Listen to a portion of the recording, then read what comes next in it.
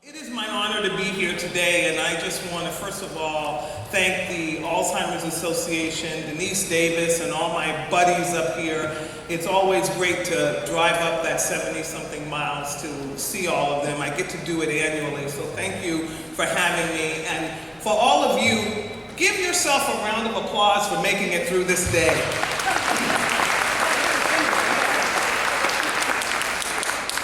And now give yourself a round of applause for being a caregiver, whether or not you're caring for someone in the home, or whether or not you work in a facility or a board and care. A larger round of applause for that.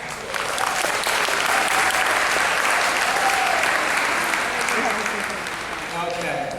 So being a caregiver, I was a caregiver. I've been a caregiver now 3 times in my life. My father passed away with Parkinson's, my mother passed away with MS, and I lost my oldest son many years ago to a terminal disease. So I have experienced caregiving from many sides of it. It's a very emotional experience. It is an experience that you cannot sign on for, that you can have no understanding. There is no amount of understanding that you can have when you go into the situation knowing how it is either going to change you or the emotion that it's going to cause for you. And each of those situations have changed me dramatically as a human being, and I think for the most part they've made me a better human being and put me on the road to where I am today.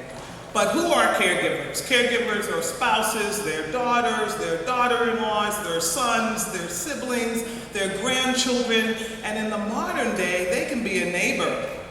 Down at my daycare, there were a couple of people who never got married, never had children, and their neighbor is their caregiver that makes sure they get on the van to go to the daycare every day. They make sure they're locked in at night, or they're the person that is responsible for their primary care, taking them to the doctors. So family caregivers are something that we're used to, but since we no longer live in a community where we all stay in the same community. I'm a New Yorker. I'm from New York. I grew up in the Bronx and then moved to Boston and lived in that area. None of my family is here on the West Coast. So if anything would happen to me, my little group of friends, some of them are in this room at that table over there, would be the ones that would be responsible for my care. And so they have to know me. They have to be able to have discussions with me, things that you've learned throughout the discussions today. But knowing who the person is that you're caregiving for is so important. And it's not just the role that they've had with you for the last 20, 30, 40, 50 years. It's also the time we were talking at the table. I didn't have my second son until I was 31. I didn't have my daughter until I was 41. There's a whole lot of life that happened before they even became a part of my life. And I will never share some of it with them. But it will affect my behavior. It will affect the way that I age. But they definitely, unless they get into a couple of journals, they won't really know. Okay? Oh, wrong way. So what happens when you're a caregiver? What happens when you're just living life on a day-to-day basis? We get burnt out. We get stressed. Just coming up here this morning, thank God for the navigation on the phone. I thought that I knew where I was coming, and then when I put the navigation address in, it brought me here in a totally different way than I was thinking I was coming here. And I lost a little stress once it told me that. But stress and burnout are very common and go unrecognized not only by the caregiver, but by the people around you. Because we're a wonderful society that we have been taught to ignore your pain. You know, when my father passed away, I had some friends and they came up to me, they said, "Oh, I'm so sorry your dad passed away, but you're strong, you'll overcome it." I don't want to overcome it. I've gotten used to the fact that my dad isn't around, but I don't want to overcome the fact that he was a part of my life, that he was a presence in my life. And that person didn't realize by trying to dismiss my grief for me that she put herself in a situation where I felt like this is not a person I want to talk to. I need someone to tell me to feel. Because as a provider and as someone who works in this industry, we're taught to move on. We have to move on because we have people that we care for all the time. 120 people a day come through my programs. I care for those people. So we're taught to move on when they pass away. But the reality is if you took the time to care for them for their life, you can't just move on. So you have to take time for all those things. Stress and burnout, you got to take time to recognize that those things are happening to you and acknowledge that your behavior is changing and then do something about it. You're not powerless, you are not a victim. You need support groups. The word support and groups were really hard for me the first time I went to a support group because I'm a very independent person and I thought I don't need anybody to support me. I just need a group of people that I want to go and talk to. So it should be talk to group. But they're not called that. They are called support groups and there are various types of them and it's really important as a caregiver, no matter what type of caregiving you are performing, that you find a group of people that you can talk to and understand that you're not alone. When you hear that somebody else wandered or exit seeked or whatever, I call them adventure seekers. I don't like the word wandering because wandering implies you don't know where you're going. They know where they're going. You just don't know where they're going. They have every idea. They know. So you want varied groups, depending. If my son is 25 years old, if I were to be diagnosed with Alzheimer's, hopefully he would be able to find a group where there are young people experiencing this, because how young people experience it is very different. We just started such a group down in the Bay Area because now we are seeing more people diagnosed with mild cognitive impairment and their caregivers are younger, and so their needs are different. One of the gentlemen is actually going to college while trying to care for his mom and keep her at home. And so he's using respite care. The word respite is an incredibly interesting word. It doesn't exist in every language that we speak, and so therefore a lot of societies don't even know what we're talking about when we use the term respite. But when I say get a break, take time out, take care of yourself, be able to go get your own dental care, health care, get your hair done, get your nails done, get rid of that toe jam. That's a part of respite care. It's taking care of you. It's taking care of you. And getting yourselves the tools that you need to be a caregiver for as long as you're going to be a caregiver. So respite care is important. Also, there's daycare. You know, I know for me, I'm prejudiced. I think daycare is one of the best models that exists in our country today. Thank you. I think it's underutilized by families. I think it is something that you should be able also to get, not free, but it shouldn't cost so much that you can't avail of it when you need it. I also think that we should have respite daycare, adult daycare centers, and healthcare centers that are open at night and on the weekend. They have such a beast in New York, and hopefully we will be able to bring something like that actually in the Bay Area. ASEB is looking at opening a center in September where we will be bringing evening care and weekend care as well as the Monday through Friday care for caregivers. So hopefully that model will come up to the Sacramento area soon. Both the caregiver and the individual that's been diagnosed can be resistant to help. That's not you, huh? You say, I can handle it. I promised them that I would do this. I don't trust anybody. Nobody wants to do this. Nobody wants to help me. Oh, you know, my sister, she won't do it the way I do it. My best friend, yeah, she's offered, but I know she really doesn't want to come, so I'm not going to ask her.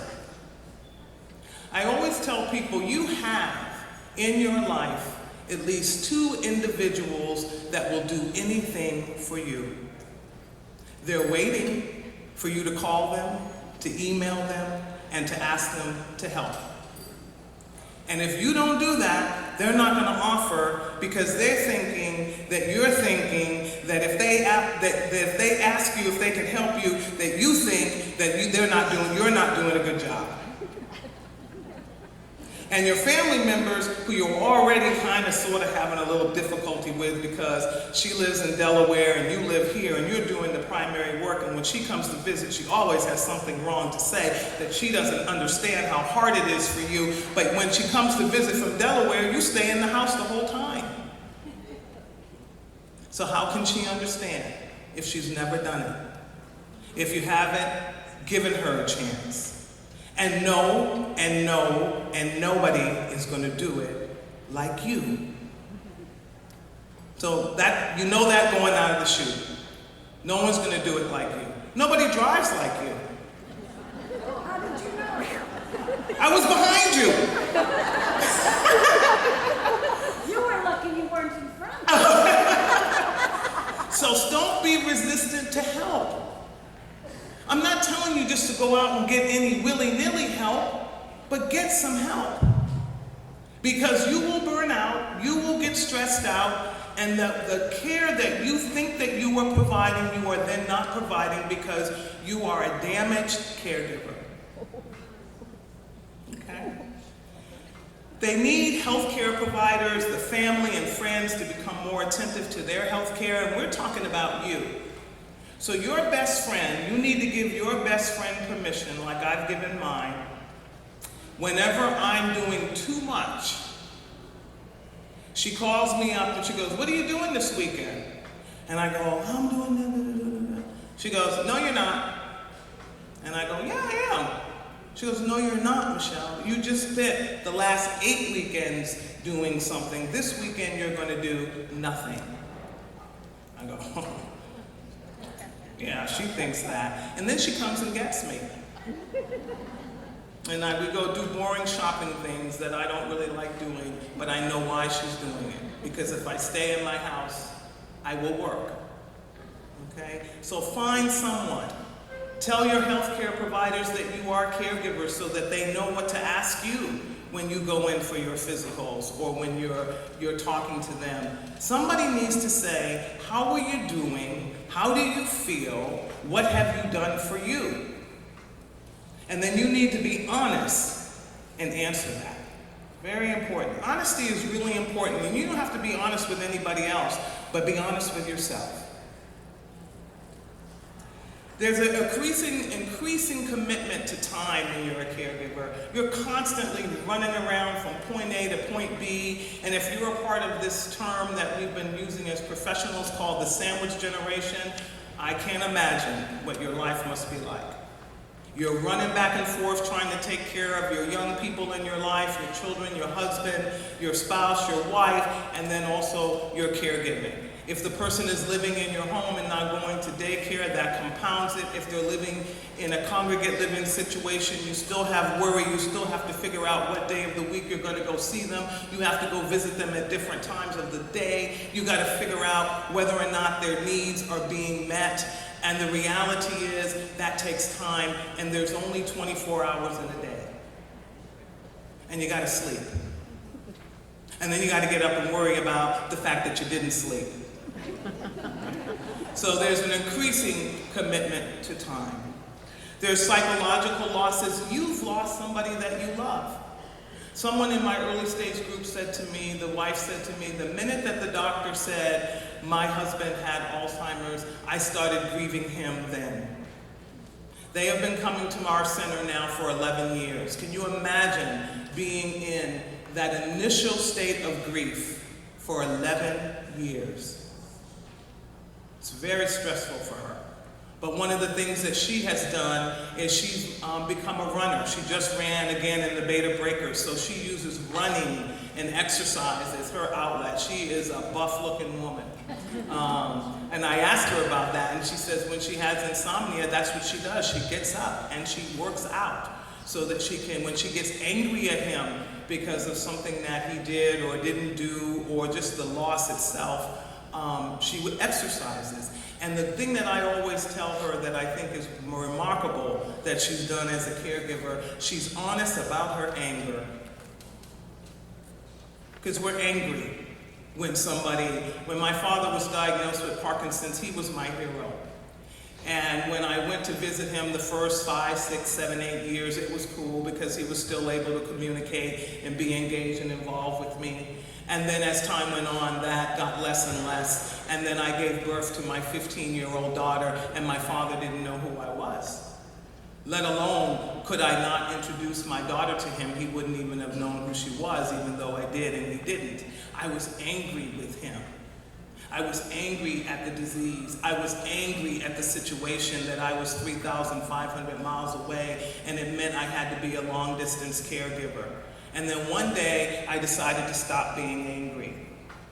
And I decided to spend time with him. And I decided to get to know the new person that was before me, the new person that was still my father, but didn't quite look like him, didn't sound like him, and couldn't communicate or hug me in the way that he did before. And I had to remember all the hugs that he had given me up to that point.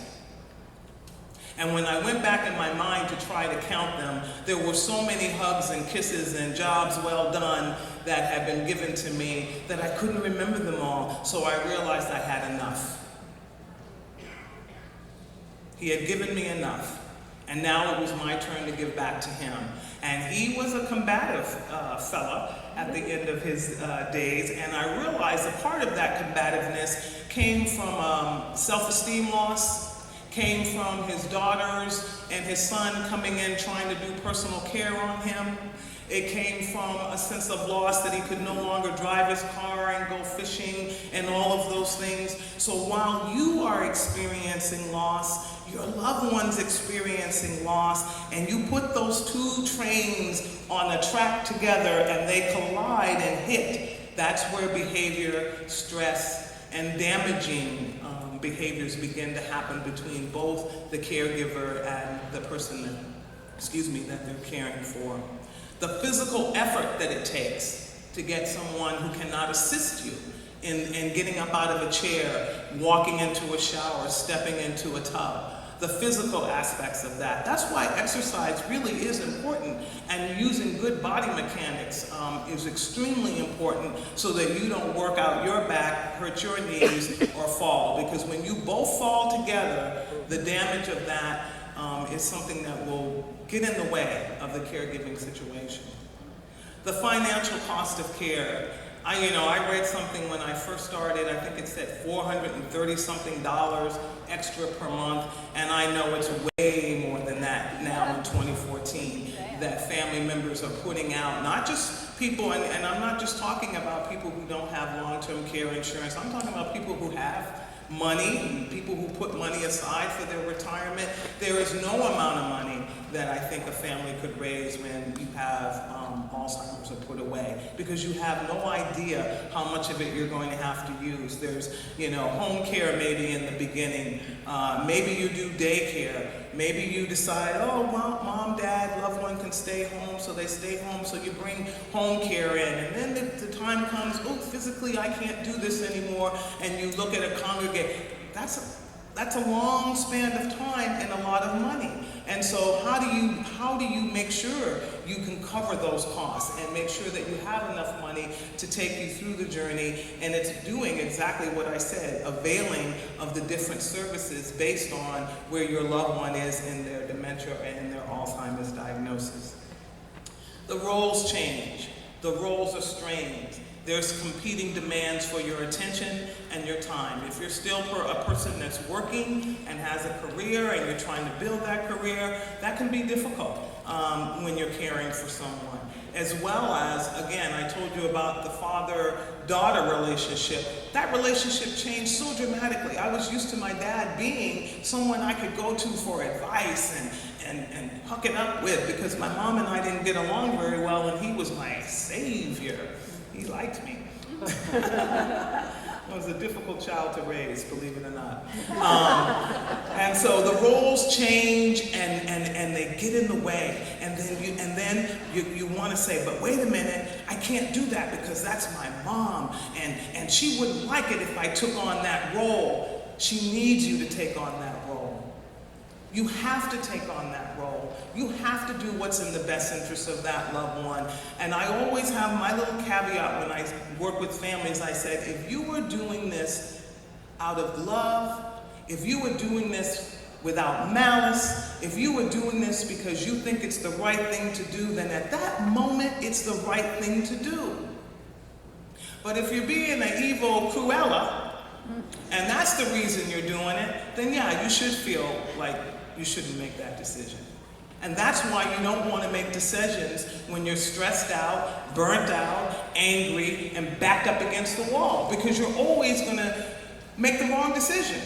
Or you're going to make a decision that you got to feel guilty for forever. And it hangs around your neck like a weight. Guilt is one of the most incredible emotions that we have. It kills us. And a lot of times we carry guilt that no one even imposed upon us. We just decided it was a great little bag to carry around. I give you permission today to leave your guilt bag in this room. Let the people who clean up throw it away. All right?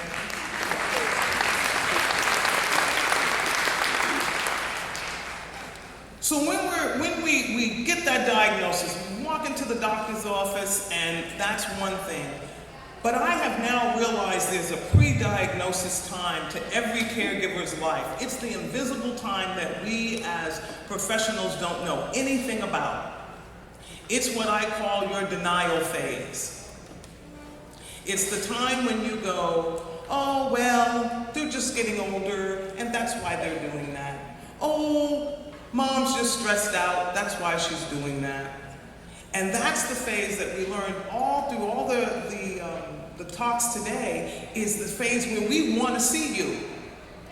When all that stuff is going on, but yet this person still has the ability to be engaged and in the world, but yet little stuff is happening. That's when the doctor needs to see you, not 5 years down the road when they've driven off the road or walked in the wrong building or lost something or paid the PG&E bill 9 times.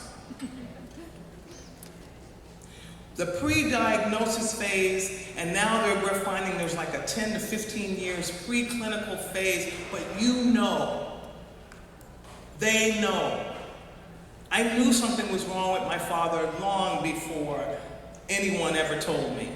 But because I lived here in California and I thought, well, he'll be all right, he'll call me if he needs me.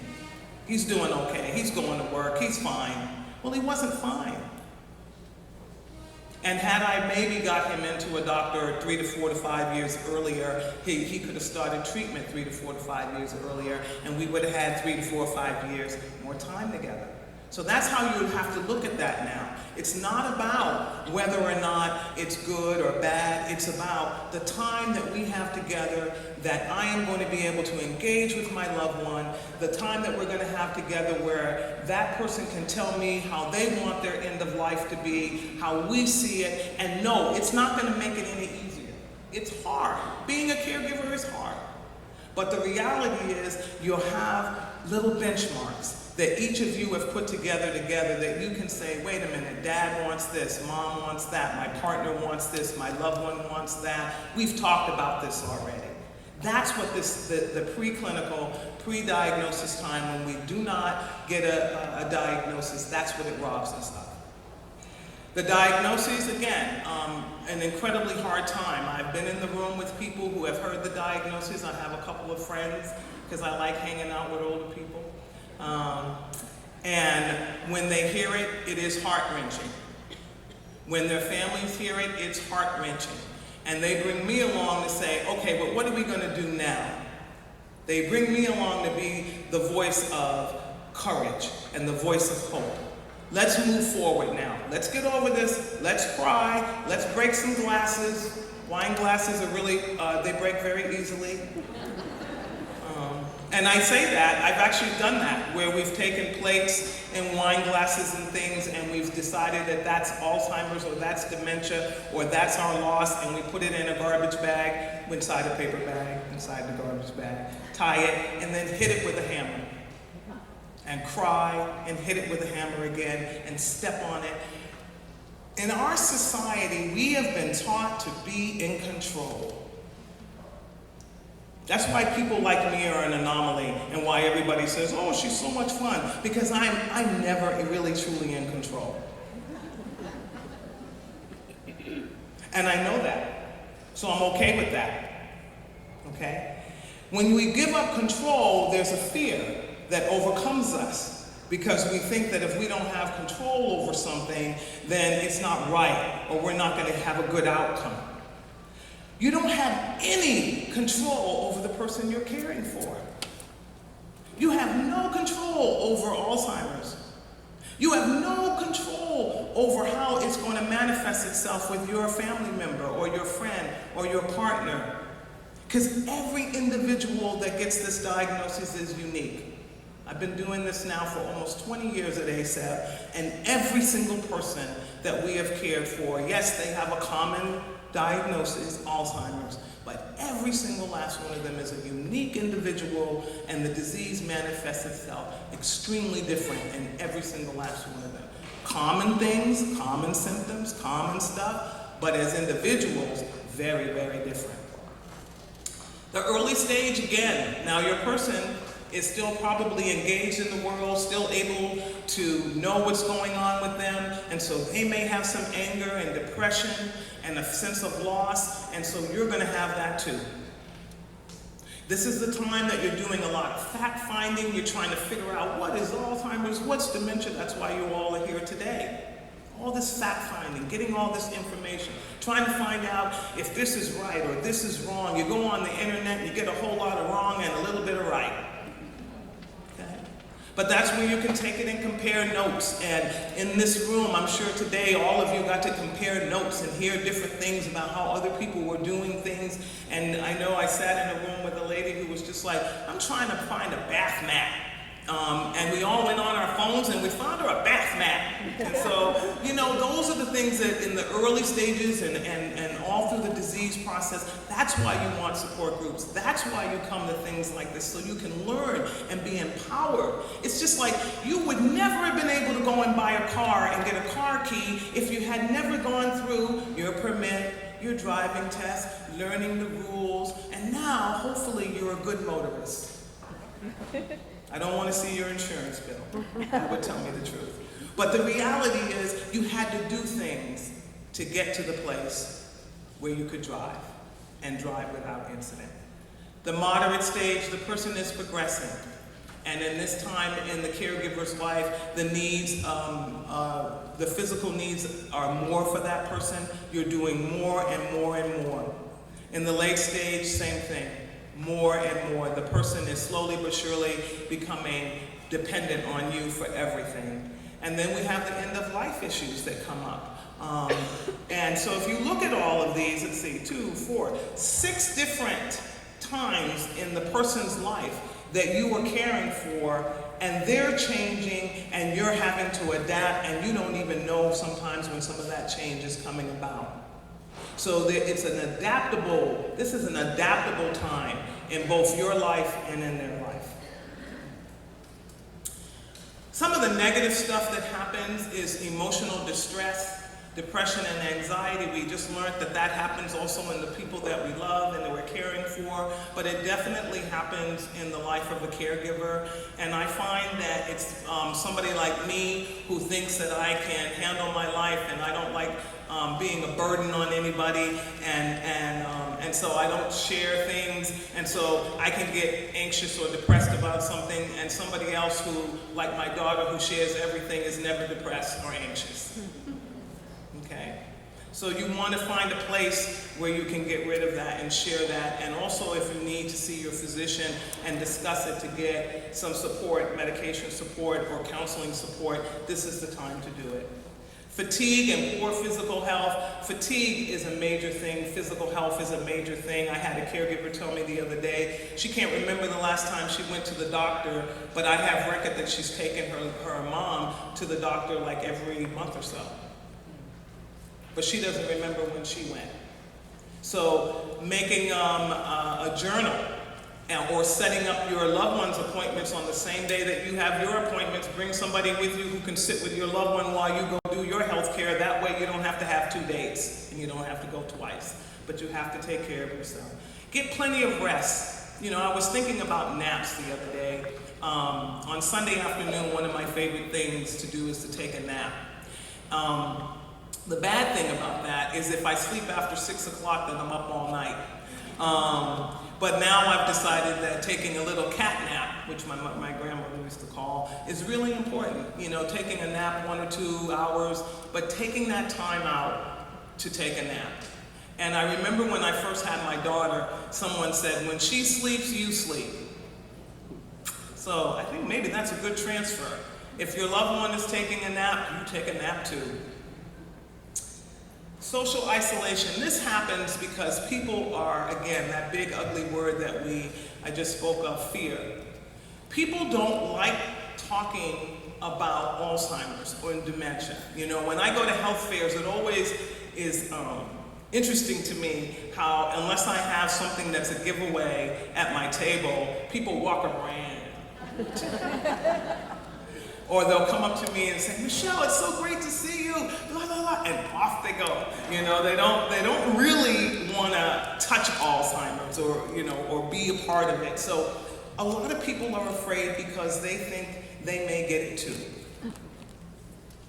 And even though we know it's not contagious and we know all those things, or we know just reading a book or touching something with Alzheimer's is not going to, that somebody with Alzheimer's is not, we all have that fear as we get older. I said to somebody, they said to me, and this is when I realized, this was my aha moment. I was teaching a class at UC Berkeley, and somebody came up to me and said, oh, you're so intelligent, and you're so smart, and you're so wonderful. And I walked away thinking, no wonder everybody thinks that's the only quality that they have, and they're so afraid to lose it. Because that's the only thing we recognize. I wish that person, I'm thankful, but I wish she had said, you have such a great heart, you're passionate about what you do, but you went right to my intellect. So just think, if you live 50 years and someone is telling you how smart you are, how bright you are, how wonderful you are, and then you get to be 60, 70 years old and you get a diagnosis of Alzheimer's, am I no longer smart, bright, intelligent? But that's what happens to us because we start to weigh our lives that way. It's like the scale of law. You know, it's sort of like, wow, I'm no longer smart or bright. I'm no longer beautiful. Need olive olay now. Okay? So we've got to come to grips with the natural process of aging. And yes, Alzheimer's is not the natural process of aging, but we got to come to grips with ageism first. And then we can come to the grips of the fact that Alzheimer's is a disease that's age-associated, even though we have some others that come into play. Mild cognitive impairment, people are usually younger. But we got to touch how we feel about age. Because if we stop talking in ageism terms and stop holding people to a criteria that really has nothing to do with that person's humanity and who they are as an individual, we might change the way that somebody pre-diagnoses. I might go get diagnosed now.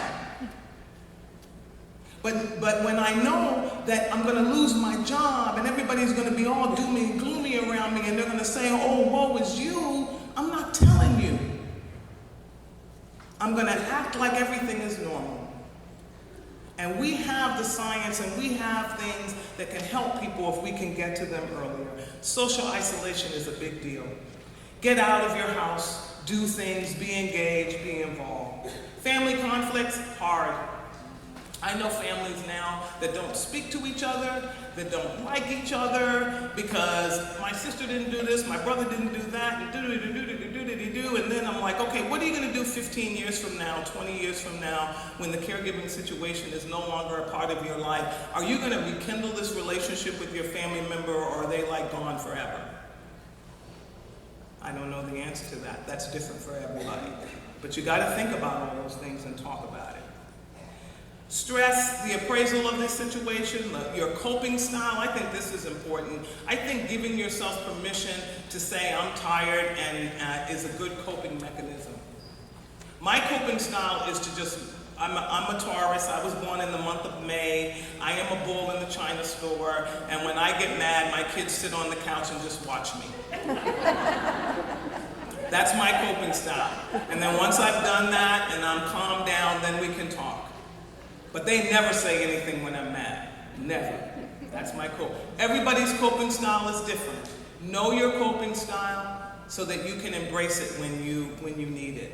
Social support, we've talked about that. Financial and environmental resources. We just had a wonderful presentation on environment, and I was so happy to see that the great outdoors was being talked about, because these people have to get out of the home. The people that are diagnosed with Alzheimer's and dementia, you are not keeping them safe by keeping them in the home. They have to be out in the sunlight, they have to walk around, and guess what? They'll sleep better at night. She just said so. Recognizing that you need respite, perform your own health assessment. How are you feeling? What's your blood pressure? Are you eating properly? Are you eating on the run? All those things. Are you exercising? I loved it that the physician earlier talked about lumosity, and that's something that I actually now do every day when I can, when I'm near my computer. And that's a great thing for all of you who are under a great deal of stress, because your cognitive status may be getting impaired because you're stressed. So you want to do things that help to enhance that. So you want exercise and activities. Get organized. Because when you're not organized, that adds more stress to your situation. Get a binder, have all the meds listed, have the doctor's appointments listed, the doctor's phone numbers, a notebook, whatever it is. Every time you change, they change a medication, take a medication away. Don't write a dissertation. Write a little note saying, Mom started a new pill today. She said her stomach hurt 30 minutes after she took it. That's all. And track it until you go back to the doctor again. Be organized. I believe in meditation. I'm going to call it meditation. I actually pray, but for the lack of this not being a religious presentation, I think having an opportunity to sit down and just shut your mouth, be quiet, breathe, let your brain empty out is a good thing. Meditating on your situation. Yoga, I heard that yoga doesn't, you still need to lift weights and walk and run and all those things, but yoga sure does feel good, particularly if you've been doing a lot of lifting and things of that nature. Visualization is a new thing that I've just started to take on, where it's about visualizing your situation, visualizing the outcome of your situation, and what you want that outcome to be. Now that may be, I moved to Berkeley, so hang with me for a minute. That visualization means I'm going to try to visualize joy in this relationship. I'm going to try to visualize that I do have time in this relationship. You've got to stop feeding your mind the negative doom and doom and doom and doom. Yes, this is an awful disease. Yes, do I hope that tomorrow morning we wake up and they say there's no more Alzheimer's and all of those people who have it, that it's gone? Yes. I don't think that's going to happen. So in that, you've got to find a way to live within this situation. Find the good in it. What's the good in it? Maybe for some people they tell me, you know what, I'm closer to my mom. I never got along with my mom, but now that I've been her caregiver and I've been able to get to know her, I love her. That's profound stuff. And you may not. You may still hate her. You may. And that's okay too. Because every time we move out of our comfort zone and do something different, force ourselves to do something that we think we're incapable of doing, we change in spite of ourselves, regardless of what you think. Music. I love music. If you come down Bassett Road in Clayton, Concord area on a Saturday morning at 8 o'clock, you will hear music coming out of my little house. I love music. Thank you. And so you can use this to dance with your loved one, put music on. It helps to calm individuals with Alzheimer's and dementia. Usually if there's no words, the better. Classical, I have found classical music works better with them. And please breathe. Do it now. Breathe. Oh, you blew it out too fast. Okay, take it in. Feel it. Embrace it. And now blow it out slowly. That's breathing. Not, that's not breathing. I have asthma. I'll give you my puffer if you keep doing it. Okay? But you gotta breathe. And when you're angry, breathe even more. Stop, drop, and breathe. Okay? There is a sense of purpose and meaning in what you all are doing. I know that on a day-to-day basis, that is really difficult to see and find. I know that in our world today, you don't always feel that you're being supported and that anybody cares about what you're doing. I know the Alzheimer's Association and many other groups that are in this room, we care. We care. We just don't know what you need because you haven't found us yet. So this has been a great day for you to know what services are out there in this area. Get to know people, get their cards, put it on your refrigerator. If you're like me, I don't have a bulletin board, but I have a refrigerator with a lot of magnets and business cards and things. Put it on there. Also go home and put on your mirror in your bathroom on a Post-it note or write it with lipstick or eyeliner, which I do on an ongoing basis because I don't really care what I look like. I'm doing the best I can. That's your new mantra. I'm doing the best I can. And then learn to live within that mantra. You may have a renewal of spiritual self. I hope you do. I hope you do, and I'll leave it at that. You will hopefully have closer personal ties with people who are strangers, who are going through the same thing that you're going through. You would have never imagined. I've met more people that have become members of what I call my spiritual family through doing this work than I ever met in any other parts of my career or even going through school. And they are real people. They are people who I can count on when I get sick, should I get sick, but also for information. Make closer personal ties.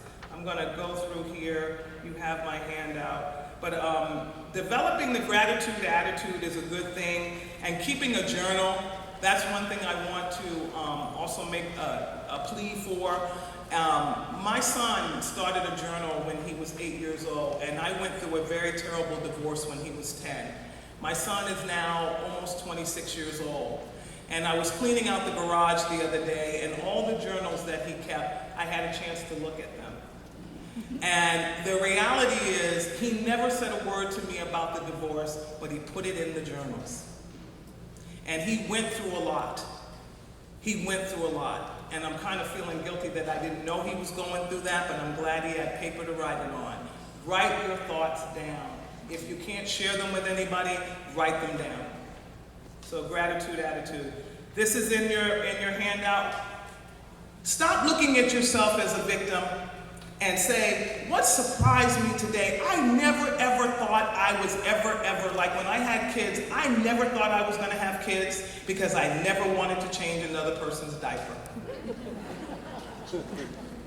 So after I had my first child, I would have said, what surprised me today? I changed a diaper. What touched me today? What inspired me?